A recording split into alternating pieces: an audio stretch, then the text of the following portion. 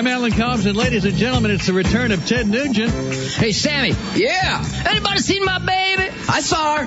Ted, that girl's working the streets. You get a last known address, say bye-bye. I don't know what upset my girl. Hey, Ted, your baby's gone. Well, she's gone. She's gone. That's Ted's newest song featuring Sammy Hagar. Ladies and gentlemen, the return of Ted Nugent. Have you missed me? Greetings, Alan. Is that got soul? What, do you have a permit to play that kind of love music on your radio show? If it's yours, we played. I used to use Free-for-All, for our Friday night free-for-all, but then, I didn't hear from you for so long, I thought you didn't love me anymore, so... Oh, are you kidding me? That's all I do. Every concert, I just wrapped up my 6,500th concert, and Alan, you know damn well that before every show, before I break into Wang Dang Sweet Poontang, I dedicate it to Alan Colmes. Come on, tell me you don't know that. Life doesn't get better. Life doesn't get better than that, huh? So is anything new? Baby. Alan, I think we should announce right here, Ted Nugent live on the Alan Colmes radio show from the Freedom-Drenched Shut Up and Jam Ted Nugent Tour 2014 that I didn't invent love, but let me guess, between you and me, today, the last day of July 2014, you and I will perfect love on your radio show. Am I guessing accurately? How's that going to play out? I wonder what that's going to sound like. Look, what's all this controversy about you and Native American groups and the Coeur d'Alene tribe saying that you cannot perform there, and the phrase that you use that seemed to upset them very much, right? Well, Al, I'll tell you what, I'm not going to go in there, but I'm going to stay here in the hallway of this hotel because I don't want to lose my cell signal. But thank you, number one, thank you for having me on, because we do have fun and games. We do have our yin and yang and our give and take. And I think we always come away from any debate, even an argument, and I think we've always shook hands, and I think I even sensed a little hug out of the deal. But I can't tell you how much I appreciate the opportunity to destroy the lies on your radio show, because everything you just mentioned is based on a campaign of just nasty hate towards me. I never uttered a negative word, never disparaged or showed any respect in my life to my blood brothers of the Native American Indians. Let me tell you, Alan, there is no better friend to the Native Americans than Ted Nugent. I have worked with every tribe in North America for the last 45 years. I have been welcomed in, I have been invited into the sweat lodges of what I believe is every tribe. I've been invited to teach the children of the Native American tribes the history of the buffalo, the legacy of hunting with the bow and arrow and hands-on conservation, giving back to Mother Nature more than you take as a gift from her in the natural hunting lifestyle. So when you see words attributed to me in any negative fashion leveled at the Native Americans, I guarantee you it is a nasty, hate-filled lie. And sadly, other people have fallen for the lies, and now it's taken on a life of its own as a headline. So thank you for letting me clear that up. So could you then put in context the phrase, I take it as a badge of honor that such unclean vermin are upset by me and my positive energy. Who are the unclean vermin? There were no Indians involved with that. Those were bust-in protesters that were wearing American communist regalia, wearing American communist badges, bust into my concerts to protest. And quite honestly, I think the term unclean was as accurate as can be. And I would venture to say that if you're a member of the American Communist Party, you probably qualify as vermin. And then the Huffington Post, MoveOn.org, and your buddies over there at the Southern Law Poverty Center, they took those words and took them away from the protesters and leveled them at Native Americans out of whole cloth. It never happened. So you were not referring to Native Americans as unclean vermin? Absolutely not. Never in my life. Now, I started this Ted, you say I'm that incapable of saying you say that you are the victim of hate, and yet you have called Hillary Clinton a worthless bitch. You have used the C word against her in concert, on stage. You have said F him about Barack Obama. Is that fitting? Well, I think we have to take that in context, too. I plead guilty to those accusations in the context of an absolute, out-of-control, fun, entertainment, hysterically funny rock and roll high-energy show. In a legitimate debate, as you and I have had many times, and you've witnessed me do many times on much media. Yeah, you're a smart guy. You can talk issues. You don't need to use language like that. Well, no, and I didn't need to write wang dang sweet poon tang either, but it made for good rock and roll. Rock and roll, what Bill Maher does under the awning of comedy is the same thing I have poetic and artistic license to do. Is it poetic to call Hillary Clinton a worthless bitch? Is that poetry? I think it was in the context. If you watched every video of every concert, it gets a rousing, hysterical laughter. Did you ever see Richard Pryor live, Alan? Not live, no. Well, I did.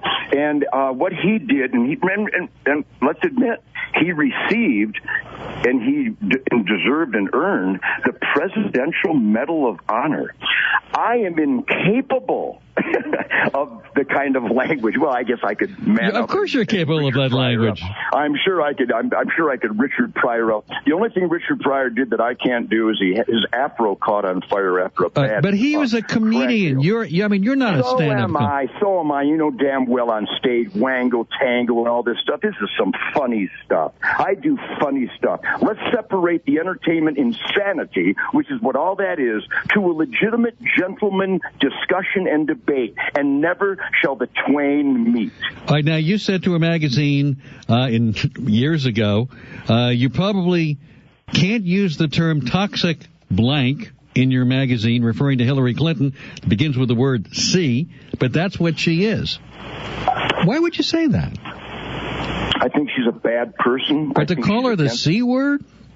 Well, you know, in the street fighting vernacular, just like my friend Bill Maher and other people, I'm not trying to cite a failure by another to justify a failure by me. But there are times in the heat of battle where the anger and the frustration and the heartbreak is so palpable in this culture war that I do revert to the street fighting terms that I was raised in Detroit. And those terms, even though they're nasty and they're awfully offensive, I got to tell you, at least nothing I've done caused 4 Americans to die in a place. And nothing she has done. We can argue that back and forth. We can argue that back. She didn't cause 4 Americans to die. I got more security on me in a rent-a-car right now than Hillary Clinton provided our heroes in a dangerous That wasn't. embassy. We could argue back and forth. We can argue back and forth. This was a lack of funding by Republicans in Congress. Admittedly, they said they didn't want to give enough money to security apparatus among embassies and consulates. And we should never have invaded Libya in the first place, leaving no government. So Barack Obama, in my view, should never have gone into Libya and removed Gaddafi. Well, you know, I'll remain civil with you, but I think you're wrong on all those accounts. I think we have to have a strong military and an extremely maximized security presence wherever we have Americans, and to point a finger at a Republican or a Democrat and claim that there wasn't the funds for security in Benghazi is a joke. It's not a joke. Jason Chaffetz of Utah went on CNN and said he voted against funding it. They have admitted they didn't fund enough security money. Well, maybe Michelle shouldn't have gone on her $25 million junket to Rome. You know, that's a cheap shot. Come on, that's not. You know, it's not a cheap shot. It's an accurate shot. Well, it's about priorities, and it's about priorities and leadership credentials, and I'm not seeing much. That's why I'm very angry at the current administration. But don't tell me how much you're the victim of hate when you say that Hillary's got scrotums and Barbara Boxer is a whore and Dianne Feinstein. Oh no, I'm sorry, Dianne Feinstein, who was a worthless whore. Let me guess. You didn't hear my last paragraph about separating the wild rock and roll entertainment from the civil. All right, so people who watch Ted Nugent and appreciate Ted Nugent's music and maybe even appreciate you as a person should say, okay, we're going to separate now. We're going to compartmentalize the Ted Nugent on stage who can say anything he wants, but people hear this stuff and some of them agree with you, and maybe it gives them permission to use this kind of language. Is that possible? You're an influencer. Well, let me try to clarify it for you. And I know you live in a little bubble in Manhattan there, so you don't get out to the heartland very often. But let me tell you how we operate out here. I have a Ted Nugent camp for kids for 25 years, and mothers and fathers and families bring their little sons and daughters from all around the country to get the influence of Ted Nugent, not the wango-tango, outrageous, vulgar, on-stage, House of Blues maniac. The guy who raises his family and produces for his fellow American, is in the asset column and teaches children to be the best that they can be and be clean and sober and aim small and miss small and be a conscientious consumer so that they're a benefit to Mother Nature instead of a liability. That's the compartmentalized that I'm talking about, and I'm sure you're capable of that. If families across the country are capable of that, I think Alan Colmes. Right, but when you called Hillary Clinton a toxic C word, that was not on stage. When you said that she had scrotums, that was not on stage. Those were said to magazine interviews. Well, there's another compartment for you. Okay. We'll take a quick break. Back with Ted Nugent, and we'll take a few calls at 877-367-2526. To know Alan is to love Alan. I am so grateful that you exist. Well, that's very kind of you. I'm glad to exist. Stay with Alan Colmes.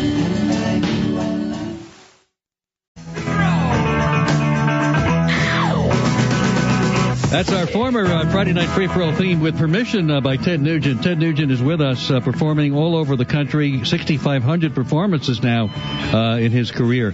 I got a number of people want to talk to you, Ted, but let me ask you about something else before we take these calls. And I appreciate your candor and your willingness to answer all these questions here tonight.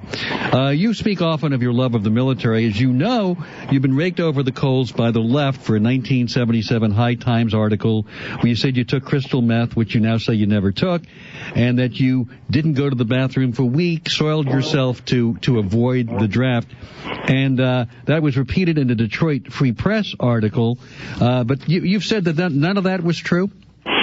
You'd have to try to put yourself in the environment that I was in those days, Alan, where these stoned, irresponsible so-called journalists would constantly come in and they would review our concerts. They wouldn't get any of the band members' names right. They'd get the songs wrong. They'd get the facility wrong. They'd do an interview with me and I'd tell them about my history in Detroit, my original bands. They'd get everything wrong, and then they'd make up silly stuff attributed to some other band. And so after a while, it got to be a standing and running joke with my band, the Amboy Dukes. When these guys came backstage, they'd start doing interviews, and I'd start answering questions as if I was Alice Cooper or as if I was something or Iggy Pop, and they still wouldn't catch on. So I would make this stuff up just to get them to write it down, and then they would print it. You should read some of the stuff. All right, so you never soiled yourself. Guys that said I never did anything to avoid the draft. I went down. I did my physical.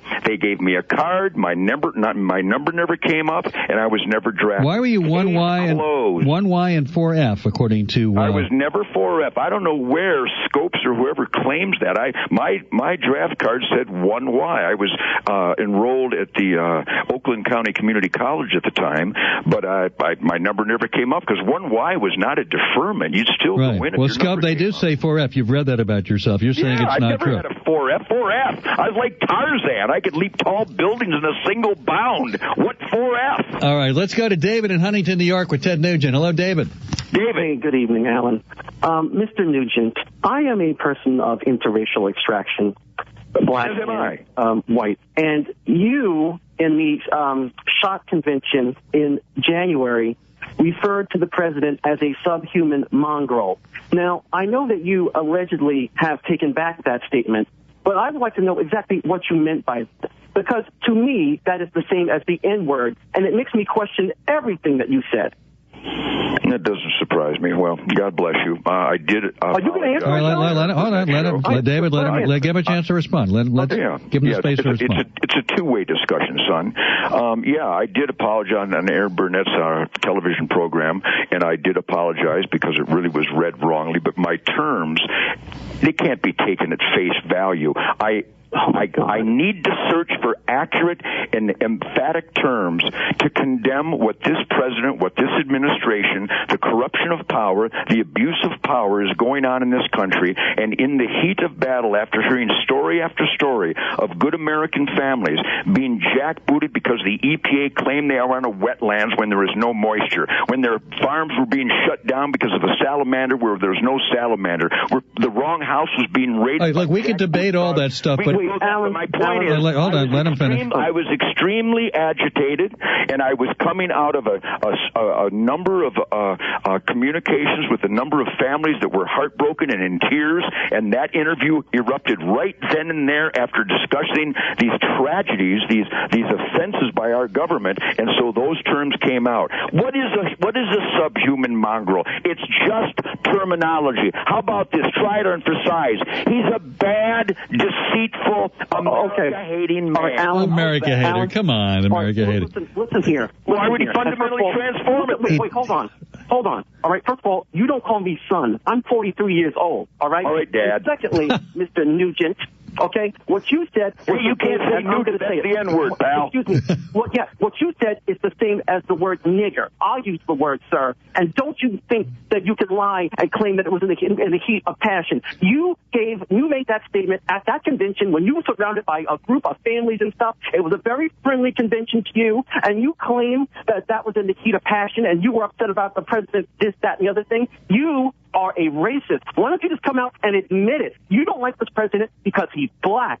That's the only reason. Wow. Are you done? I'm done. All right, thank you, Dave. Yeah, because you're full of crap, because I'm not a racist, and I could care less what the president's color is, because throughout my life, all indications, all evidence support that I judge by content of character, not color of skin. Case closed. All right, Mike in Madison, Wisconsin with Ted Nugent. Go ahead, Mike.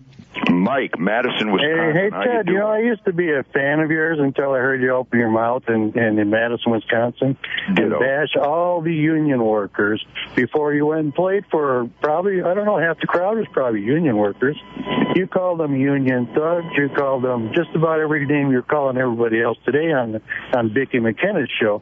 I just happened to listen to that, and I want to tell every union worker out there to look up that audio of you calling them thugs and kissing. You're kissing up to the Walker administration, kissing up to Vicki McKenna. All right, Ted, you want to give him a chance to respond? You know what's wrong with America? It's people like you. Ted, you want to respond?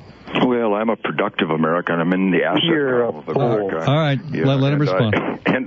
I create jobs and I hire people. I have real dedicated, productive Americans in my under my control, not my control, but in my employ. And I've worked with the union for years. In fact, every year at Sunrise Safaris, we have hundreds and hundreds of union workers come to hunt with the Nugent family and partake in the different charity events for the different military charities and the children's charities. So I have a great relationship with union and non-union people who put their heart and soul in being as productive as possible, not necessarily looking for sick days and looking for benefits, but to try to better and improve the quality control of the business that they work for so they can be in the asset column. I stand shoulder to shoulder with people who are in the asset column of America. Those in the liability column don't think much of me, so have a nice day. I have about 20 seconds for a hard break. You want to stay and take some more calls? They're not all, I don't know whether they're pro or con, but you want to do another segment with us, or you want to... Yeah, I'd be happy to. My pleasure. Right. I got a little time before I do TV here in Salt Lake City. All right, we'll come back with Ted Nugent. We'll take more of your calls. We haven't screened the other calls yet. Don't know whether they're pro or con, but he's standing up to your questions at 877 for Alan, 877-367-2526.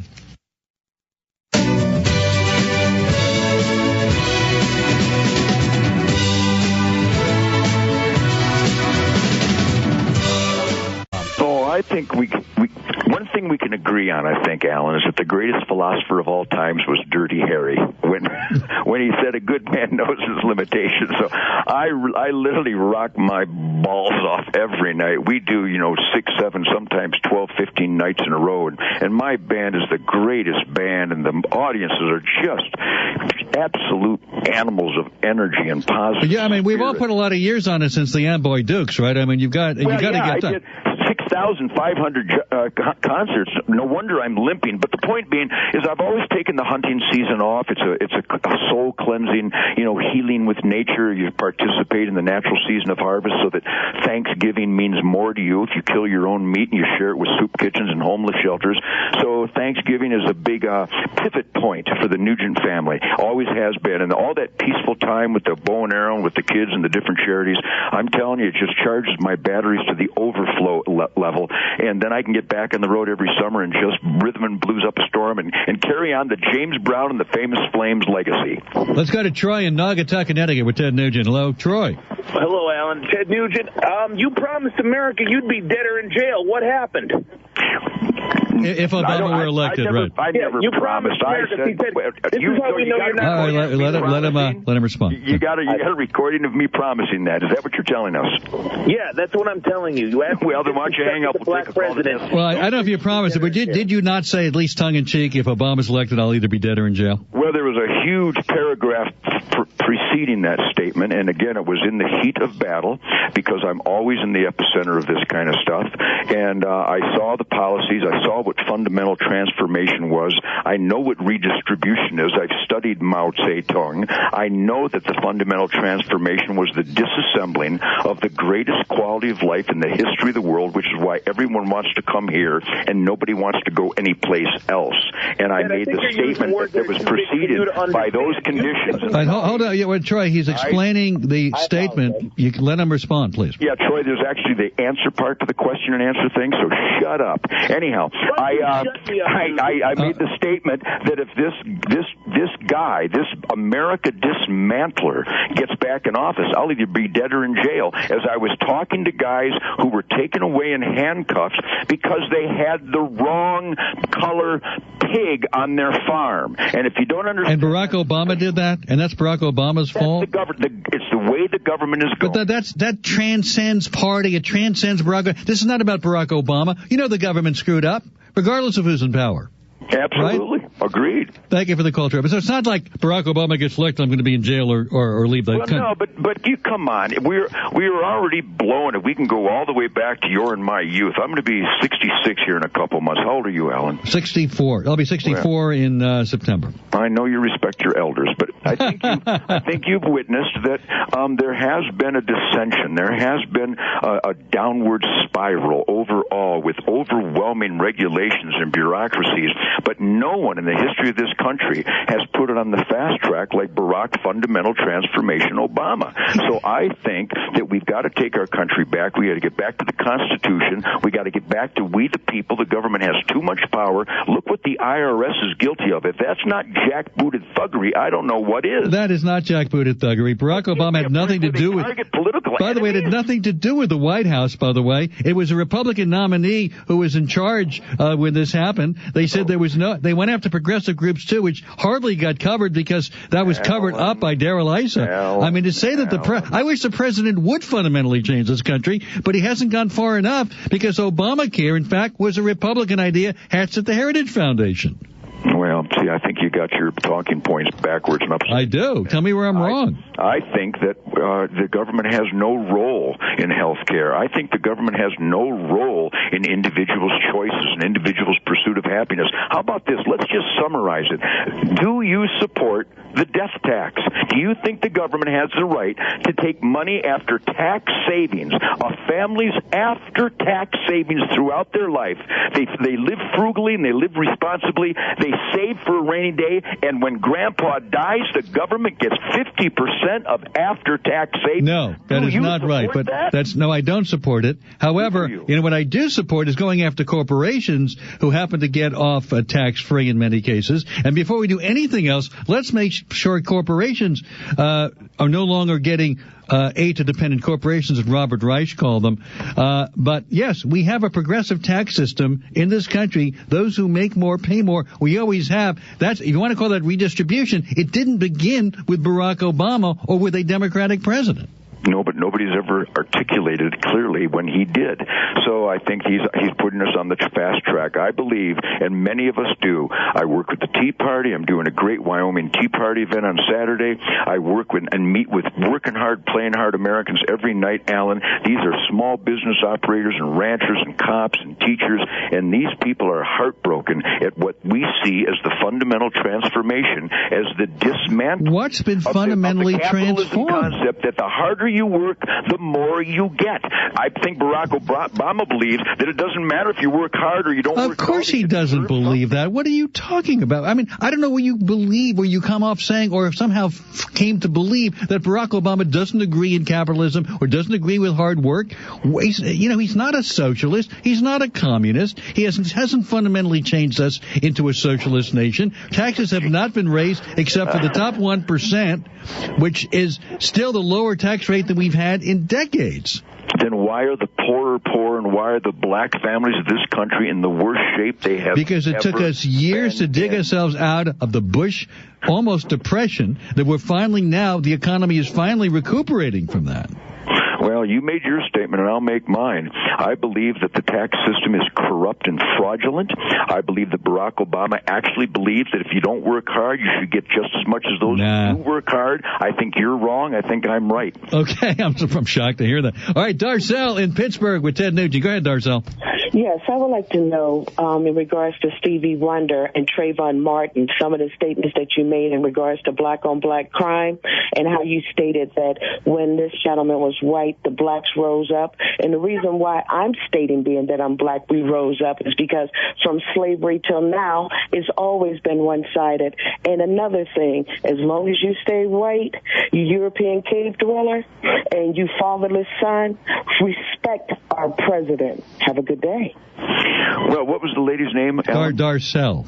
Darcel. Well, Darcel, thank you for the call, and that was very well articulated. We appreciate that on radio, don't we, Alan? Yes, we do.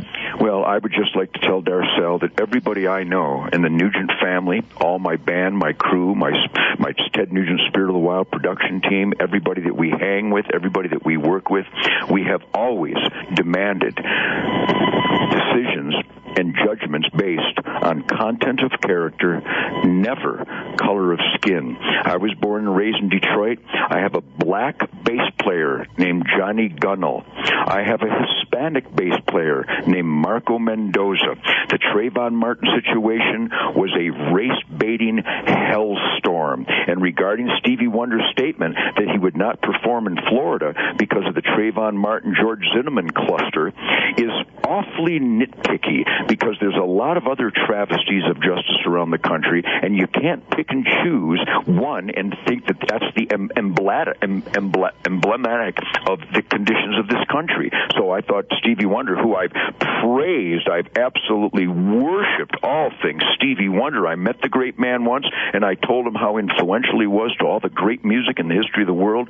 So the young lady who just called, I think she might be misinformed, because I'm the best friend a black American ever had. John in El Paso, Texas with Ted Nugent. John. Hey, Ted.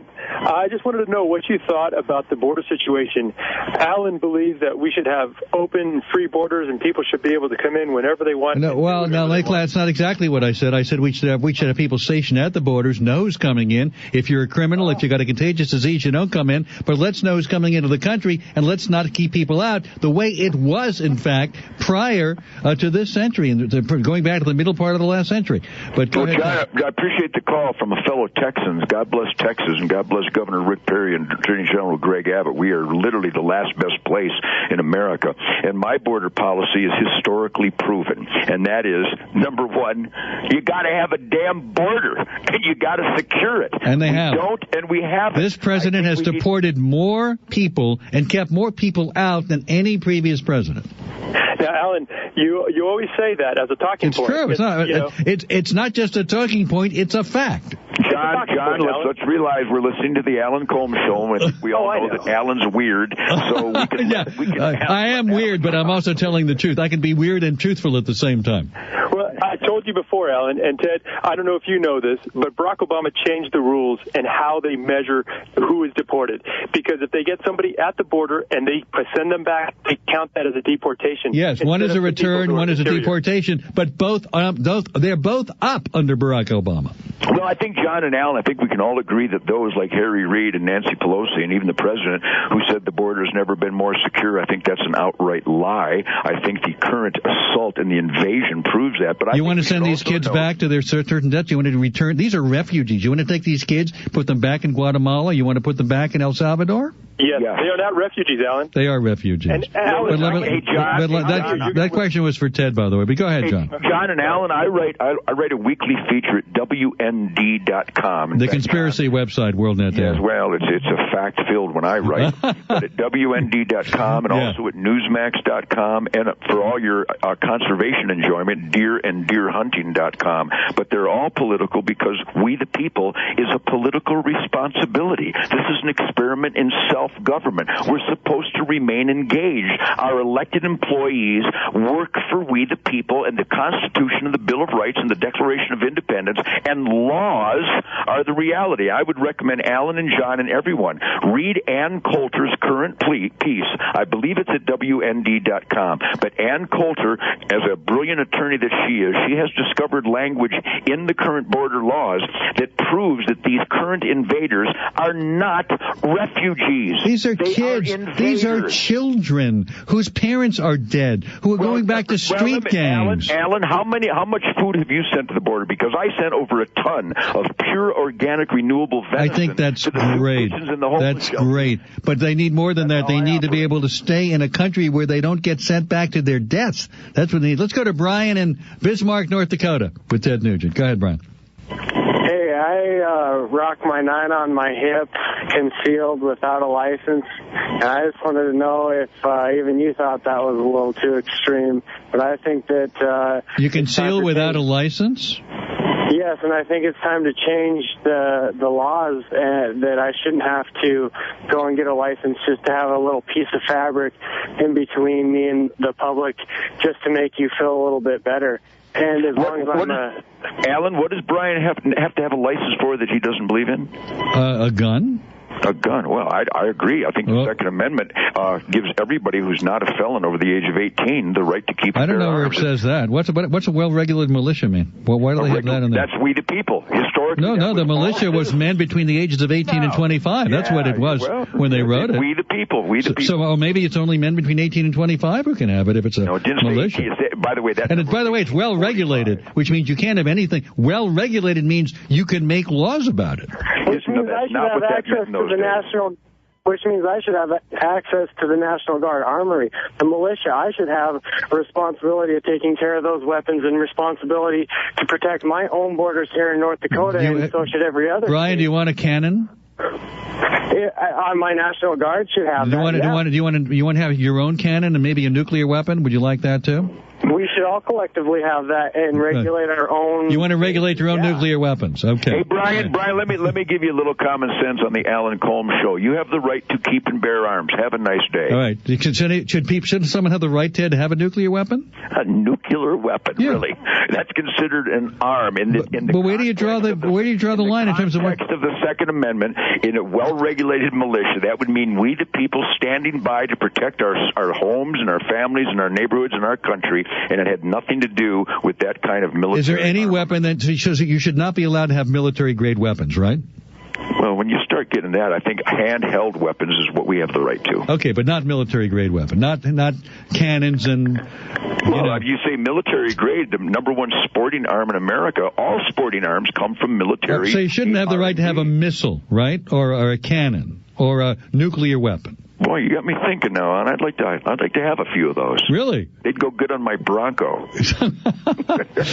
Ted, thank you very much for doing the program. I really appreciate you coming on the show. Well, God bless you. If I can, I want to thank America for the greatest tour of my life on behalf of the greatest rhythm and blues band and the greatest crew. I'm having so much fun out here. I almost feel a hint of guilt. But thank you for the opportunity to clarify how the liars are hating me and how the haters lie. You poor baby. Poor baby. You're my friend. Now, don't feel sorry for me, my friend. All right. Thanks, Ted. We're coming back at 877-4-ALAN. Streaming live to the world, you're listening to Chicago's ProgressiveTalk.com. Got radio graffiti coming up in about a minute, just about a minute and a half. You can start calling for graffiti. In the meantime, Mark in San Francisco. Hello. Good evening, Alan. Yes, sir. Got about a minute here. Just wanted to talk about the Congress, the worst Congress in history. Basically Republican dominated, and it's a sad day, Alan, when we have a party that's doing the kind of destruction of this country that the Republican Party's doing. Well, they're doing nothing is what they're doing, except wanting to sue the president because they know impeachment won't fly. So suing, satisfies the base, but they're doing it with taxpayer dollars, and they're wasting people's time and money and coming up with no solutions. If Obama's for it, they're against it. If he's against it, they're for it. That's all there is to it. Well, it's hurting the country. I mean, this is hurting Americans. No job infrastructure plan, no increase in the minimum wage. We have a immigration problem, just countless problems in this country. And the Republican Party is just out to basically do whatever they can to regain power so they can basically transfer. Well, the Democratic Party, too. Neither party wants to take action on immigration. They want to do the rope-a-dope till after the election, which basically means till after the next Congress gets sworn in. And the Democratic Party, similarly, neither of them want to do anything before the election. Well, you're right, Alan, but I think the Democratic Party would pass an infrastructure plan, and I think they would increase the minimum wage. Well, they probably would, but they don't have enough support to do it. Even the minimum wage, I think many of them, especially in conservative districts, want to keep their seats just as much as Republicans do.